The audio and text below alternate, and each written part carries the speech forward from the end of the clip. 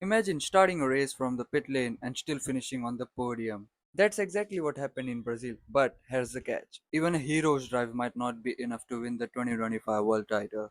Lando Norris is leading, Oscar Piastri is charging, Max Verstappen is fighting for the survival. So the big question is, can Max Verstappen still win the 2025 F1 title? So let's dive in. Let's rewind. The 2025 season looked like a familiarity. Red Bull and Max dominating. But halfway through the year it started to shift. McLaren's performance ramped up, Norris got sharper, Piastri showed real pace. Heading into the 2025 Sao Paulo Grand Prix Brazil, the stakes were high. In qualifying, Max out in Q1, his performance worse than ever. He then started the race from the pit lane. Meanwhile, Norris grabbed pole and looked in control. The championship standing after Brazil, Norris 390 points, Piastri 366 points, Verstappen 341 points. So Brazil isn't just one race, it's the turning point. It gave us the story, the momentum, the question. Now let's dig into each driver. Mac's story this season is equal parts brilliance and challenges. In Brazil, starting from the pit lane after a Q1 exit, had a puncher, still fought his way to P3. Let's break it down. He qualified 16. The team changed major parts overnight to give him a shot. He suffered a slow puncher early on. Despite all that, he made an overtake, caught up to the front, and finished third. What it shows, Max still has the grit, the skill, the comeback gene. He's the kind of driver who thrives when things go wrong. But here's the flip side. Championships aren't won from the back. You need front row starts, dominant weekends, minimal damage.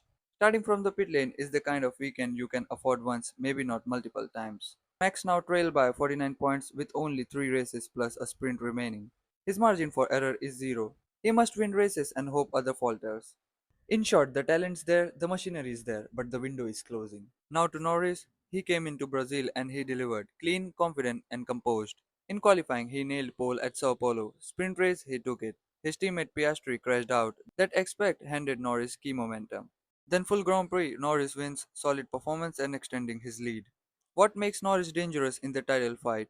He's consistent, he doesn't overdrive. When the pressure's on, he delivers. His margin is 24 points ahead of Piastri, 49 points ahead of Verstappen. That's huge at this stage. If you are betting on one man to win the 2025 title, Lando is the favorite right now. Oscar Piastri is interesting, pace, talent on the right team. But Brazil exposed a crack. The sprint he crashed out, big mistake. Qualifying Piastri managed only 4th behind Norris ahead of Verstappen but not good enough. In the race, he was penalized 10 seconds for a collision early on which cost him a podium and valuable points. He finished 5th, that gap to Norris widened. So yes, he has the tools, but the title fight demands near flawless weekends, and Brazil was less than flawless. If Piastri is to win this year, he must win races, avoid penalties or mistakes, hope Norris and Verstappen slip up, because at this point the margin for error is already thin. Let's map out what Brazil actually changed and what remains. Implication 1, Norris now leads from a position of strength. He's got momentum, pole pace, and race wins. Implication 2, Max showed he's still dangerous, but his comeback resume won't win a championship. He needs to lead. Implication 3, Piastri's challenge is alive, but Brazil proved that even one incident can cost you major ground. Remaining tracks 3 GPs, a sprint. Which one favors which teams? Typically Red Bull excel in high downforce or tricky circuits. McLaren lately is very stable. If any of these upcoming tracks favors Red Bull strengths, Max has hope. If not, the door closes. Strategy and reliability becomes paramount. Brazil showcased how tire issues, early pits, setup changes can swing outcomes. Max podium was built on a superb recovery strategy, not clean dominance. Psychological edge, Norris is calm, Max is fighting back, Piastri is under pressure. In this sport, the one with composure often wins. So can Max still win? Yes. Is he the favorite one? No. Matrix Norris 390 points, Piastri 366 points, Verstappen 341 points.